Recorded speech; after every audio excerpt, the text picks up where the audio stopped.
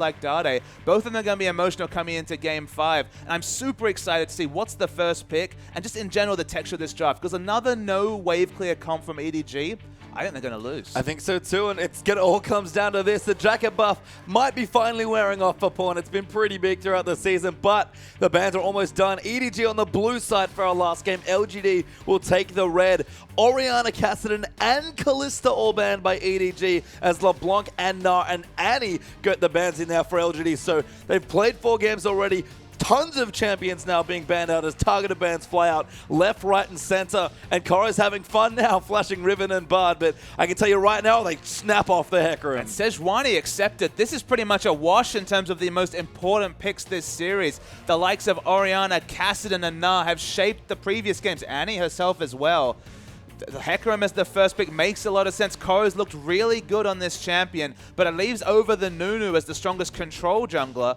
And will they just try and snap away the Jinx to get that Nunu Jinx combo that EDG themselves have used to so much success? Acorn, I have good advice for you. Take the Jinx away from Deft. He's still undefeated on it. Hasn't seen a single play with the champion in the entire series. And TBQ, he's back on the Nunu that almost semi-blocks the Sejuani pick. And smartly, LGD take the Jinx as well. And is it back to Corki time? With all the marbles available, does Deft go for his most played AD carry Corki? That's how he dealt with Pawn. They dealt with Jinx in the previous series. They're already flashing the Janna here just because they don't want to allow full disengage comp to go over to LGD. What is the next pick going to be? They've already committed to a top laner. Now they really need to start rolling with their other picks here, EDG. Look, especially with Nar banned away, Korra will eventually deal with this Jinx. It's just a matter of getting him to that spot in a good amount of time. The other thing Jinx does for you is give you fast push options. So I like this. Be more aggressive from EDG as they take away Thresh and Rek'Sai. Rek'Sai was the champion Clearlove moved towards in Game 5 against WE. It's another Game 5, another Rek'Sai game. He's shown excellent presence in this champion, but suddenly the disengage starts to pile on. Honestly, this comp didn't work so well for EDG. In Game 1, of course, they ran a very similar comp with a disengage comp based around Kog'Maw. The Jinx gives it something different, of course, can go offensive if they pick up that first kill. But this is a lot of peeling for Imp on this LGD first 4 picks. And I like the Acorn defaulting to Maokai. Makes sense. It's probably the best top laner left in the pool. And it's not a great matchup against Hecarim, but you'll take it. And in general, if you're lane swapping, it's a great champion to give Acorn in that situation. Janna is the takeaway from LGD. I like that pickup as well. But we already know that EDG have to mix something up here. They're going to blind pick a mid laner here. So PYL will get his pick for GODV, their mid laner. That's the Sivir taken by EDG. And do they go all in on the mid game with the Twisted Fate? And they do! They blind pick Twisted Fate Game 5. This is some confidence play coming through from Pawn. With the Ghost Flash Summoners, you have to think he was heavily considering it. You've got the choice of counterpick to assassin player like GODV. Will he go standard, actually, and go for just a normal assassin? Will he go for the likes of Syndra that he loves to play? There's so many different champions that work in this situation. Wave clear and assassination onto Twisted Fate is what LGD need with this last pick. Ahri they could pick. Diana if he wants to go back to it.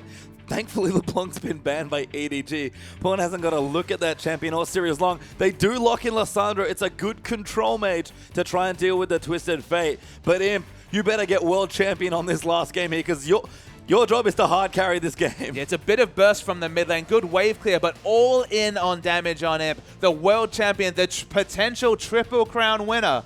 It's all on him in Game 5. Yeah, and that's what they're looking at. A ticket to MSI and a 1 shiny trophy there as it's come down to Game 5, which honestly, in the LPL final, we've already played almost 300 games. What's one more?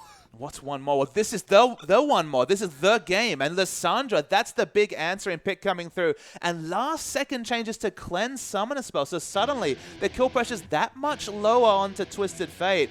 Giving Twisted Fate any semblance of hope to roam is going to be a big problem for LGD because there's mid-game power across the board for EDG. Yeah, it's Hecarim, Maokai on the top side. Rek'Sai versus Nunu with Clearlove.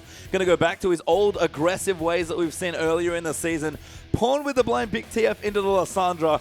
And Pawn, he doesn't want to kill his mid laner, but he wants to kill Imp especially as Deft back on the Sivir versus the Jinx. I mean, the big thing for LGD is that if you look at these individual laning matchups, they actually all swing in the early game towards LGD. Maokai has a much more regular laning phase against Hecarim. Lissandra's going to have the laning phase advantage against Twisted Fate. And Jinx has always been a positive laning matchup against Janna. They've picked well, but it's only a Nunu to impact the lanes. So can EDG get the lane swap they need? Because that could be the crucial factor for this game. We'll have to find out. It all comes down to this.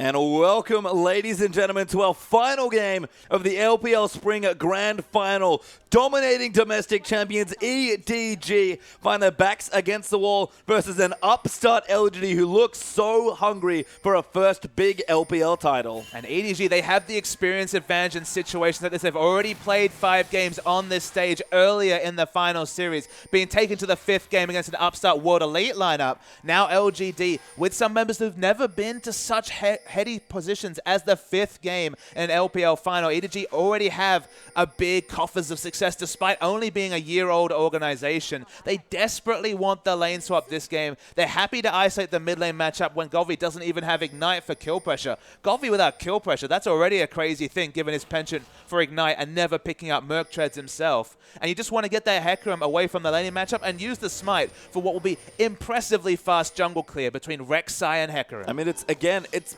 almost been a tussle between who needs or wants the lane swap more. It benefits LGD strategically so much, but EDG, especially in this situation, kind of find themselves where they need to lane swap and get the Hecarim away from the Maokai. Given that all of LGD's strategies seem to depend on a lane swap, whether that's TBQ's strength as a jungler, their confidence in putting GODV in 1v1 lane matchups on basically any champions and trusting his mechanics in general. And of course, Imp's amazing ability to just freeze minion waves, just has a better ability at doing that than any other AD carry, even though it's a now standard thing in the meta. LGD basically seem to play their game plan around the lane swap, much like Samsung Blue did once upon a time. And they get the one they want, but in this particular game, I feel like EDG get the lane swap they need. Yeah, Hecarim going to take away. That's a good way to put it, as Pawn will join for his final mid lane matchup here against GODV. And both these mid lane players been exceptional. GODV especially has come up during playoffs. He's called in the playoff king. I think I agree with you as far as that title goes. And it's funny that you mentioned that both these players like to pick on Dade, because GODV, he's gone full Dade this playoff. Absolutely. Blind picking Twisted Fate has definitely gone good or bad depending on what team you are. Vici Gaming, we saw Hetong loving to blind pick this game. In general, wasn't punished for it. Then we saw Cool try and do it for OMG and get horribly punished. The first Destiny leading to first blood against him and losing his turret. The ultimate big issue for Twisted Fate. Speaking of Twisted Fate. Yeah, dive coming in. Acorn's here as well. Pawn's going to get ganked. Nothing he can do. The teleport's down. No, he's not alive for long enough. Koro's trying to help him, but they can't join in. Even PYL's piled on. And that is some crazy aggression. I thought the cleanse meant no visits to the mid lane, but with Twisted Advance for the guaranteed lockdown, they go for the sheer turret dive. Koro teleports in at half health. They couldn't turn onto him, but first blood already, and both escape summoners used by Pawn. And we saw it in an earlier game in the series. LGD reading EDG's roam to give Pawn an advantage in a disadvantageous matchup, and that going wrong with them counter-ganking. This time, they just nip it right in the butt. They're going to gank him before anyone else expects. It's just not something I would have expected. And as you mentioned, it's one of those situations where they have Maokai and Nunu. Remember, Maokai can drop turret aggro with the Twisted Advance. So it can take that first turret hit, drop the aggro. Already Nunu is super tanking and just consume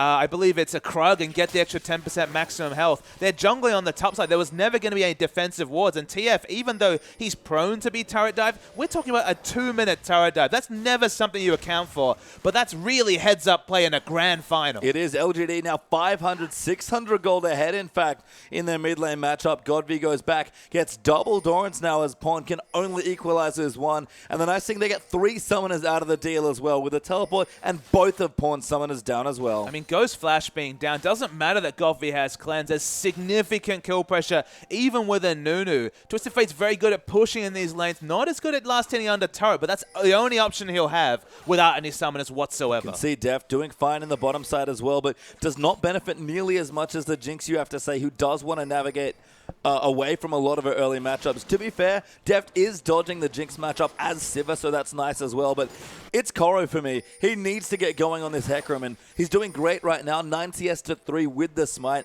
is a good early lead, but if Pawn keeps getting picked on, it might not matter how big the horse is.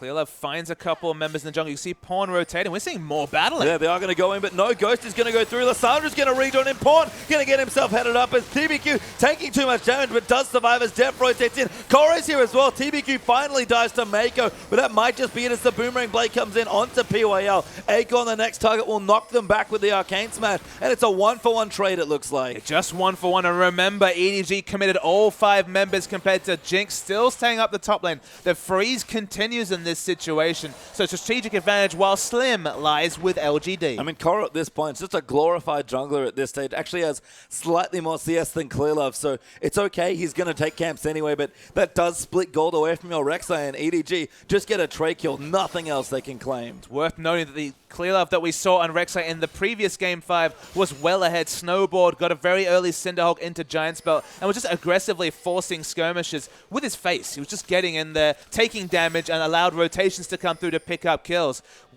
Basically sacrificing his own jungle CS to allow Hecarim to be competitive. It's going to be a very different type of Rek'Sai this game. I mean, I think Pawn's getting redived again, but he's already screwed. Lissandra is almost level 6 in this matchup as well, and you can tell Pawn, they know what's going on. He's got his Ghost, but no Flash, and a teleport's coming in for Acorn.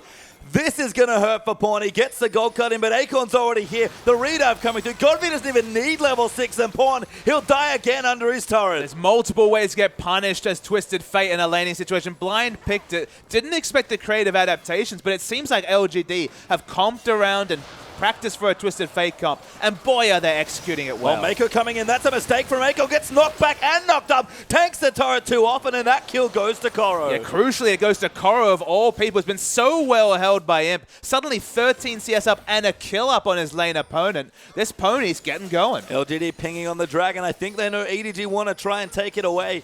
TBQ is in the area. Deft is pressuring the bottom side turret, though, and EDG, they're on top of the Dragon. They might even get a turret from Deft. Yeah, they've got 2 smites available at this point, so safe to secure the Dragon. For everything they're using against Pawn, they're getting punished in other ways, so at least EDG aren't falling behind in a drastic manner. But in terms of lane presence, 0-3-1, just a Doran's Ring and level 4.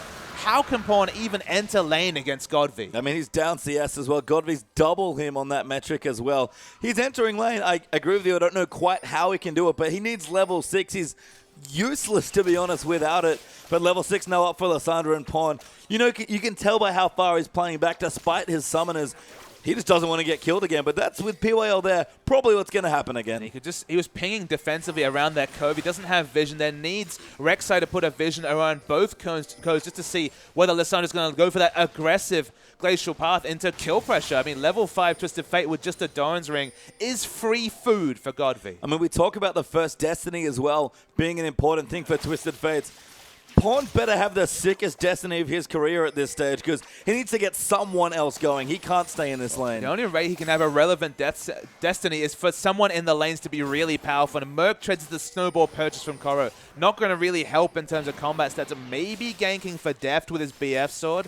But against Janna, going to be difficult. Now it's super risky because if you do commit to that Destiny and mess it up, your lane's effectively over. I mean, it's kind of already over at this stage. I think he has to make the desperation play. We've seen EDG again trade well around their Twisted Fate. Maybe they trust Pawn enough to catch himself back up. He does like to put himself in precarious situations. Blue buff now with the level 6. It might be now or never for Pawn. Look, he's definitely going to be a non-factor, at least in the early game, unless he gets, as you mentioned, the big snowball ultimate coming through. I don't feel like the lanes are really in a position. You're not really going to use it onto Acorn, who's just too damn tanky on this Maokai, and it's going to be positioning defensively. It's only bottom lane, but I think in general, Deft is going to be better served just pushing in these minion waves and backing away because Jinx already has a natural laning matchup against Sivir. You might think, okay, why did they opt away from the 2v2 given that Jinx has a very good laning matchup against Sivir? Most of the laning phases at the early levels can be burst traded with the likes of the Ricochet and the Boomerang Blade, but with BF swords, the burst trades will always register for Jinx. Lissandra coming through as well. Does clear out the pink ward while GODV as red buff successfully goes over to Clearlove Pawn. As a result, we'll get a bit more breathing room here in the lane. He's got cooldown boots plus the double Dorans and a flask, so very defensive but relatively safe. Clearlove going to look in, tries to take away the Scuttle Crab, but uses his ultimate and doesn't get it. And look, even though Pawn has had a little bit of pressure relief from him, it's even Clearlove that's taking pressure. Look at the pink wards and aggressive red wards that are opened up by the fact that Pawn, even with the Destiny, we always talk about, okay, he's got Destiny, he can react to anything first. he's going to react to things and just die because he doesn't have the items to necessarily look for any of these skirmishes. I mean, EDG, we've seen them slow play or even lose some early games and come back through the mid game. That seems to be how they like to do business here. So I guess no aggressive Destiny from Pawn. It does make sense. It's a slightly more controlled play, but EDG already starting the game on the back foot here with another, I'm going to say bad, but just slightly off mid lane pick from Pawn. He almost counterpicked himself in the last game and opened himself up to getting counterpicked in this one. He's not a true control mage player. He's had that in the past in his repertoire, but this whole season has been on those offensive champions. There's the Destiny, though. Going into the top side. Koro's moving in as well. Acorn will get stunned up. Koro needs to use the ulti. Does get in there. Do they have enough damage as Pawn lining up another card? Does come in. Insta-gold card, and Koro gets another kill. But there's so many members coming top, and I don't even know if a turret will dissuade them. Well, it's going to give Deft the trade here as well, but Pawn low. GODV diving in. Good flash, and the cleanse comes out as well. But Koro, he's got nowhere left to go. Will die here as PYL picks him up. Who's going to get the kill? That's the important question. Lives for a little while longer, but does finally fall to GODV. What the? Why are you living? There we go. But realistically, it should have been so much more. Should have been a double kill, but that was a sick play coming out from Pawn to get away from that fight. In the meantime, Deft pushes the bottom lane turret. Jinx is trying to get pressure into mid, but actually TF should get there soon. Meiko in trouble. May get dived here. TBQ going to fancy his way in. Just shields himself with the lantern as Imp is ripping through the turret right now. Pawn going to come in, clear it out with a red card if he has it. No, wanted to stun Imp, but couldn't find it. EDG are playing this game at a pretty fast pace, and LGD, credit to them, they're keeping up. But look at the gold now. It's all even. What more could you ask for 11 minutes into your final game of the season? But it's all even. Pawn obviously well behind in terms of lane presence compared to GODV, but he's doing his best to navigate. It's 900, 800 gold, which at 11 minutes is pretty significant, but it was already a poor laning matchup, and the fact that he was able to make something happen on the map at all, 0, 3, and 1 down, is already credit to Pawn. I think it's the second dragon that will tell us a lot as well. EDG have gotten the first dragon only twice, I believe, in the series. Once in this game and one in the last. Have not been as on top of snowballing objectives like they have in the regular season. So if they can get a snowball lead finally onto LGD, they can start playing from ahead again with this mid-game comp. Interesting that the Hecarim doesn't have any of his major items, that you definitely give the advantage to Maokai with just the Catalyst over just Mercury Treads and some of the eventual Cinderhawk coming through from Hecarim. His backing now has a bit of gold spin, but only 270, so definitely no home guard boots or any big team fight changing abilities coming through with this next dragon fight. I mean, Deft has to make it big here with his pickaxe and BF sword. If they can delay Imp's back as well, that might help them out. Again, they've got good pressure over. Imp's got 1,600 gold to spend as well. But EDG lining up the dragon in 30 seconds long. They're looking for a pick. Yeah, they're looking for a pick as much as possible. Good. Jinx is perhaps going to have to back off. It's another situation where Dragon's spawning and the purchases haven't come through from Jinx. He pings in the area just to fade backs himself, just to pick up a bit more regen.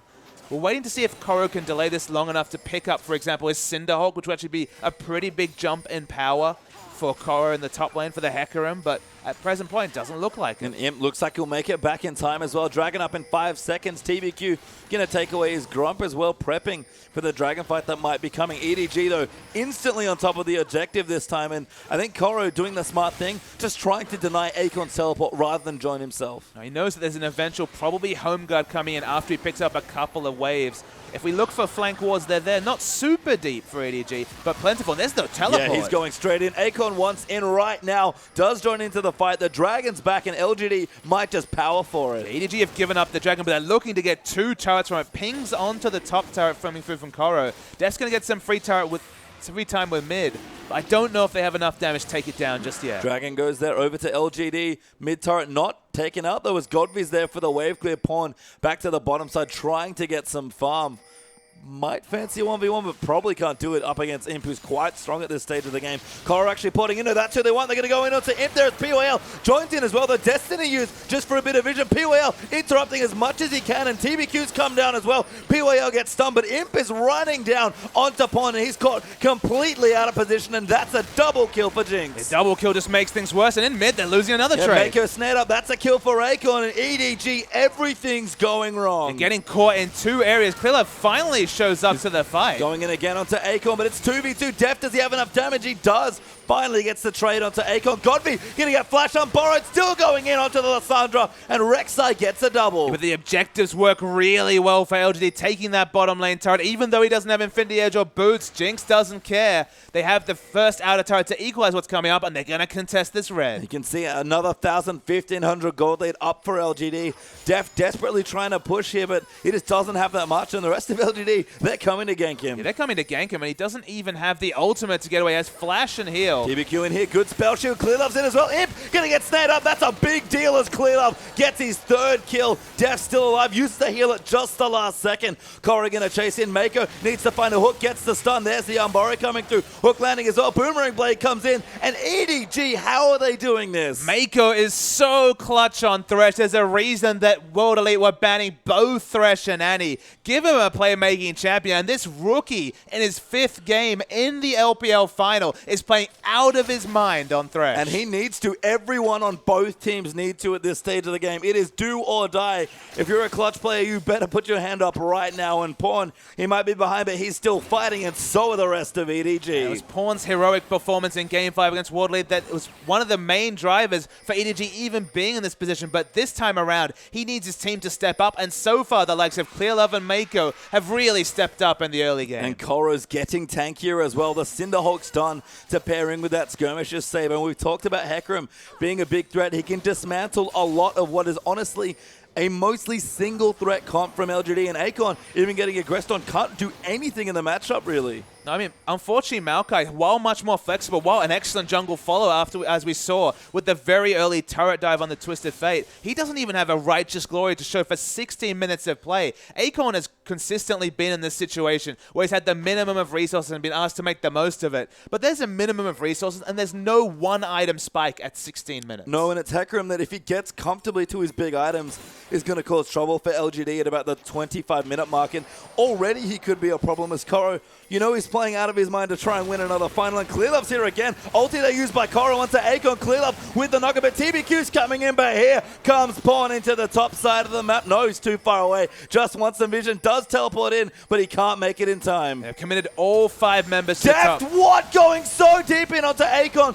Gets the solo kill by flashing on top of his head. I mean, his aggressive flashes on any champion has been crazy this year. They're going to get the top, but they're going to swap it for the mid turret. And there's aggressive pings from LGD to keep pushing. And do not race a Jinx when the LPL final is on the line. Imp, so good in base race situations, and Deft, he's staying as well because he knows he can't stop it. The tier 2 falls, but they might equalize. 3 for 2 right now. EDG going to try and make it 3 for 3. Still too healthy. It's over half health. They do have the Dark Passage to get away. Multiple members rotating. EDG need to make evacuation maneuvers right now. Deft with a good... Lantern actually gets him out to safety. Credit to Meiko for being in the right position. Deft will escape. Clearlove will as well. We can all breathe a sigh of relief for a little while longer. But LGD now up in turrets and Dragon. The action's not stopping. It's back in a minute 55. EDG have managed to find 106 CS onto Pawn despite him being a complete non-factor in any sort of laning matchup, to the point where they were sending him bottom in a 1v1 versus Jinx, which obviously he had to respect to the point where he couldn't hit the minion wave, only really CSing with max range wildcards. They gave the blue buff over to Sivir because there was no way that Twisted Fate was relevant in this mid lane in the mid game. So they're just trying to play around the fact that Twisted Fate has got that global, he's got the CC, but he's just a CC bot at this point. I mean, Pawn's doing what he can with the resources he has, and there are not very many of them, but a very important 3rd overall Dragon is coming up soon, and both teams are trying to contest for it. I mean, you look down, it's pretty low damage on both sides, to be honest, and that 5th Dragon, always a strong win condition. It'll still be the same here in our last game. Imp will have flash up for the fight. 2 no-escape AD carries means that might be a very relevant statistic. Pawn has both flash and ghost, so the mobility for the gold card.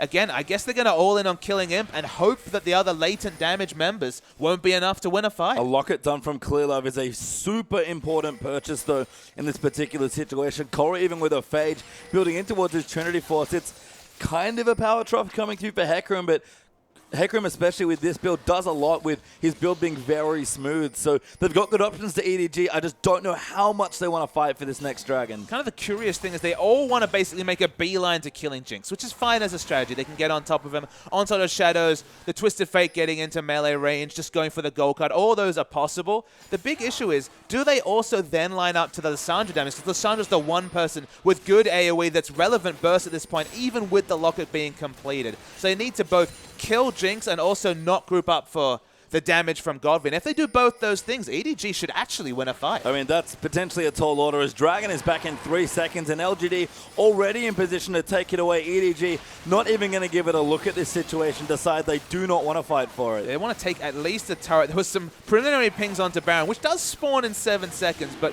probably not quite the game for that. No, EDG known for doing some, I'm not going to say reckless Barons, but they do like to do them early, but that one is definitely a little too far. It's Clearlove right on top of a ward, not going to get a pick through here, unfortunately. So will they take down this turret? It's now below half. Yep, Maokai just respects the fact that Clearlove could be in this jungle. No way for them to contest. 3 turrets to 3, but if you're going to ask me, I'd take the mid 2 turrets over the top 2 turrets any day of the Pawn week. coming in, does pop the Destiny, but not really a good gank target there. Imp actually, if they want to go really nuts and tower divers, Clearlove will just back away, and that's another Destiny used just for vision. That's honestly all that he can really do. Does have 40% CDR, so that ult cooldown, while still long, is not the most relevant statistic. He will have it up for the next fight. There's no dragon to fight for multiple minutes, so probably no real way for LGD to punish the fact that the Destiny's being used purely defensively. Yeah, EDG, we talked about Meiko coming up clutch here in this series. It's Koro once again.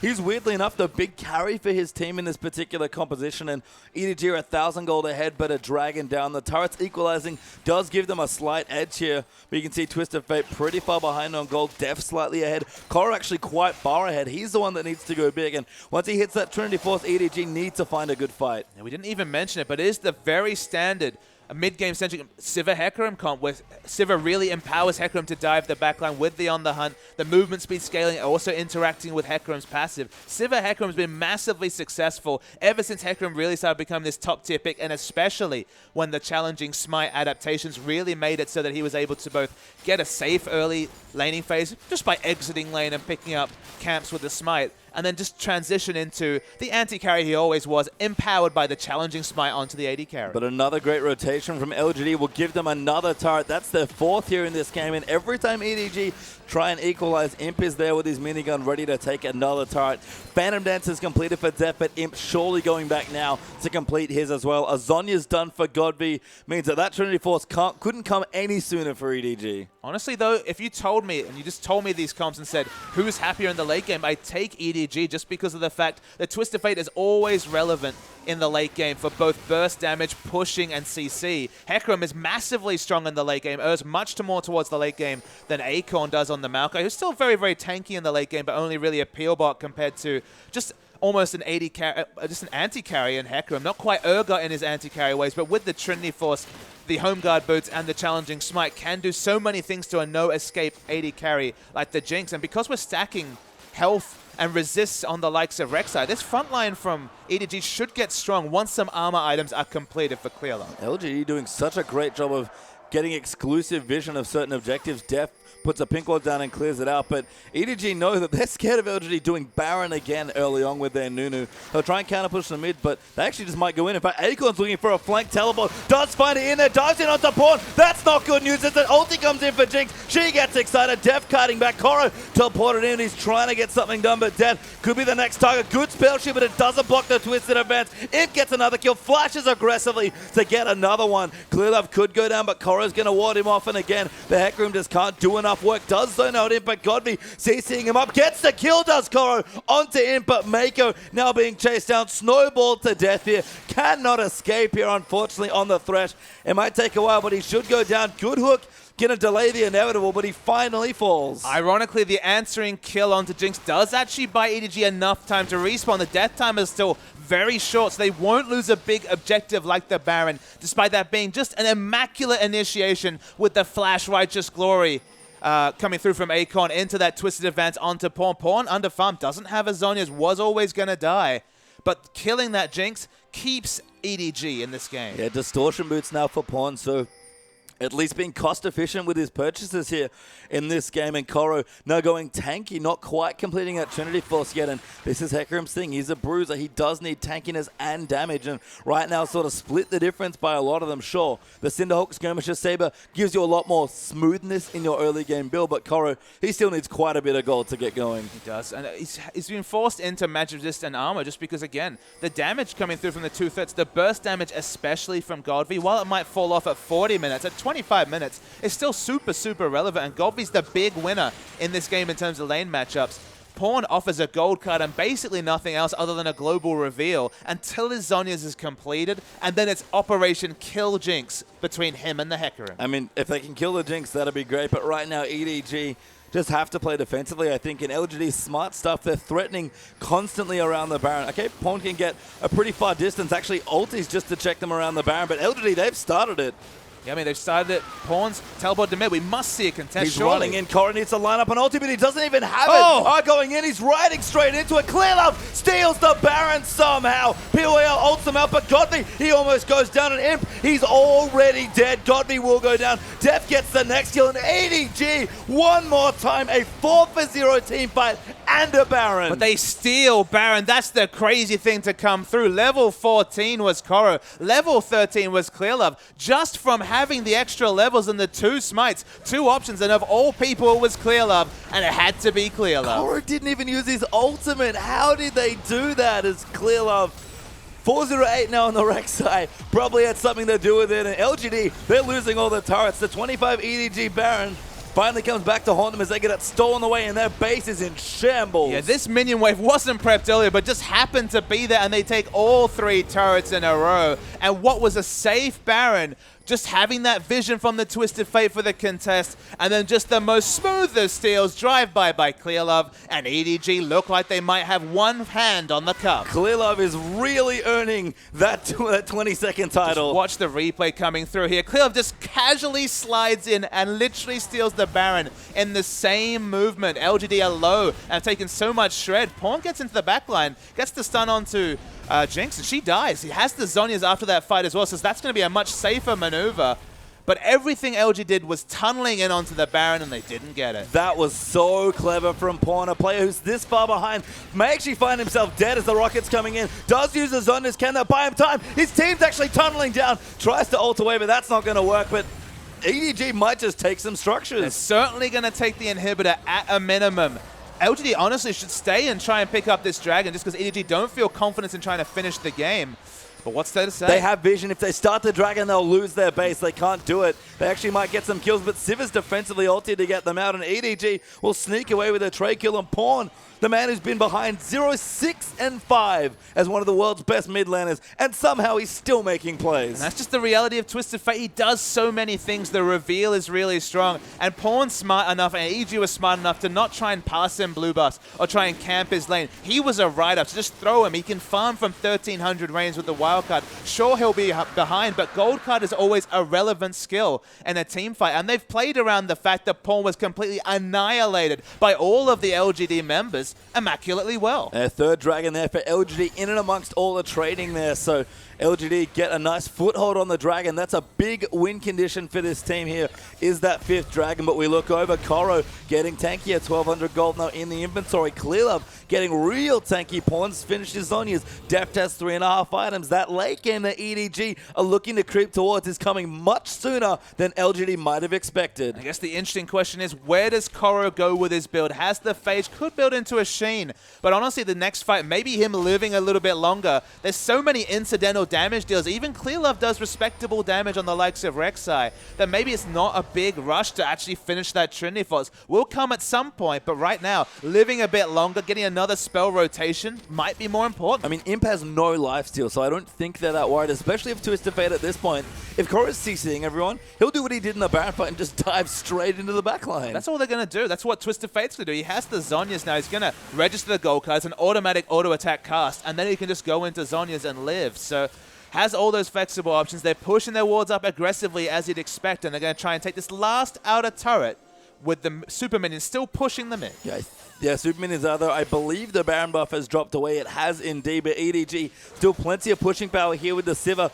Lissandra coming in. Actually, Deft does take the lantern away. The snowball will follow all the way with him, but he'll be just fine for now. They have a big minion wave pushing in the top that eventually will push out. Korra gets the Raptor buff, which is, of course, the cute thing that happens when you have that teleport smite and starts a clear vision around the top side. He has teleport available, isn't in position to get a home guard, but he's actually sitting on 1670 gold, and EDG just backdoor this bottom lane turret. I like what EDG are doing. They're trying to split up LGD for as long as possible. They've already taken a mid inhib. They've got great mobility between Rek'Sai, Hecarim with teleport, and the Twisted Fate Destiny, that with no major buffs up, why not do this? They don't actually get to claim control over the enemy red buff as Korra just teleported back. Bought the Spirit Visage, so now he's basically a super tank. Going to probably go to the Trinity Force as his next item. But plenty of magic resist and armor confirmed. And again, Operation Kill Jinx and deal with the GODV damage that was so important 5 minutes ago. Every minute that goes on in this game, GODV gets slightly more irrelevant on the damage front and only really serves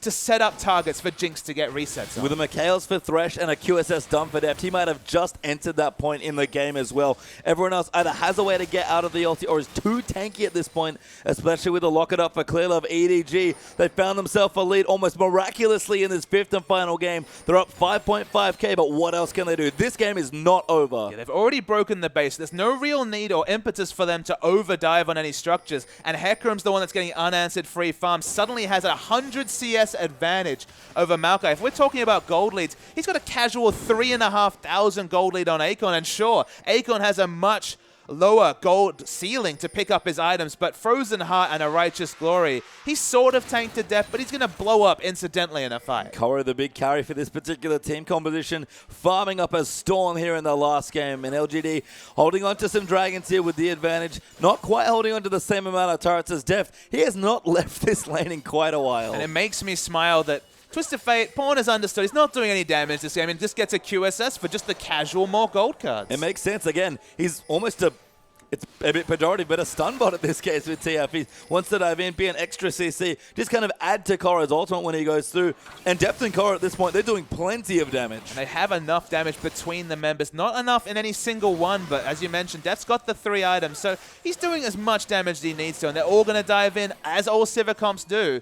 They're just going to look for that kill onto Jinx and go with the fight from there. And a 1-3-1 being set up here by EDG, now taking away the blue buff as well. Baron is back in 30 seconds. Dragon is back in a minute 45. EDG, they have to keep control of these massive objectives because LDG, one Baron steal away from getting themselves back into the game. LGD only have any semblance of wards towards their blue side jungle. Nothing in the area of Baron that respawns in 10 seconds. You can see Acorn trying to push wards as much as possible. Of course, that's plenty of time for Twisted Fate to at least split push this outer turret in the bottom lane.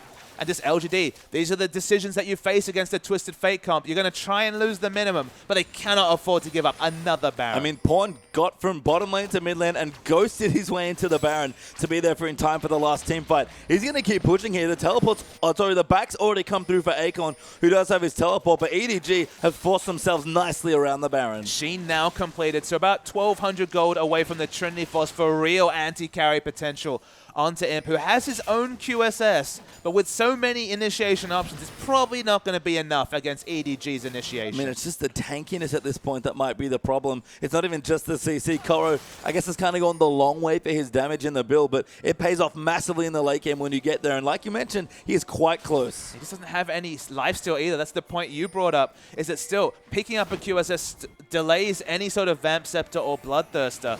So in the long drawn-out fights against all the consistent damage, doesn't have that option and needs to peel, get excited, and get out of a fight, then re-engage as his tank line starts to win. But the tank line from EDG is absurdly strong. Just look at Clearlove, casual 4-0-8, Randuin's Locket, and it's building up as much armor as possible. Smart pressure from Korra there as well. They're abusing the fact that they have more mobility around this map than LGD. And look at where Clearlove is. He's on the Baron side of the map because all his tunnels are on the right-hand side. I mean, that makes a lot of sense. They've got Baron pressure.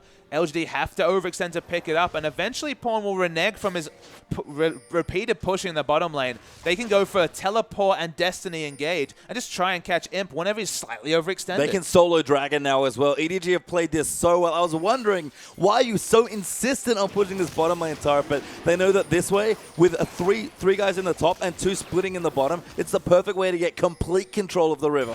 So obviously Dragon, the smallest of advantages, particularly the second Dragon, but you're still building up that stack.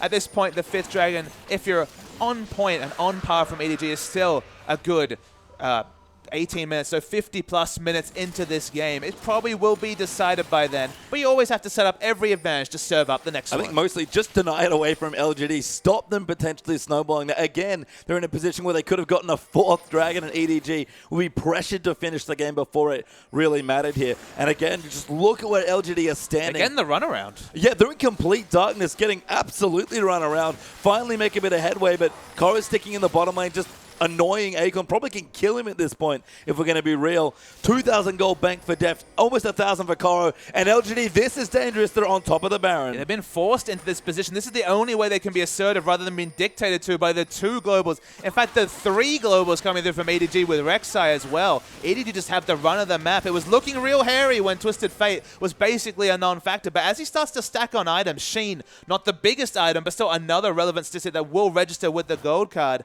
There's just no good movements for LG, barring this hopeful Baron. This is very brave here from LGD. They're on top of the Baron. There's the teleport coming through. Ultimate already in for Twisted Fate. He's so close, and Acorn forced the port late. Clearlove going back in. Acorn around the side, but Deft finally makes it in. GODV getting tanked up as well. Clearlove actually dies as Pawn goes back in, and Meiko's not here, and Deft now peeled away, but Koro does so much work in the back line, but it might not be enough here. Pawn needs to find a kill to win, but he QSS's out. Imp gets the kill. That's 2 kills. Deft goes back in, flashes aggressive. Pawn needs to hide away. Deft, what the hell? Gets a triple kill, gets the quadra, gets the pentakill. What on earth is going on? Pentakill from the Korean duo Deft and Pawn wins them this game. They still have a minion wave. Koro's still alive, and that should be it. What happened in this game? EDG, you talk about clutch, but this is ridiculous, and the death time is a low. EDG, they will try and end this game. Yes, a Twisted Fate has the Sheen, not quite the Lich Bane. 15 seconds on any relevant wave clear. It's going to be, at minimum,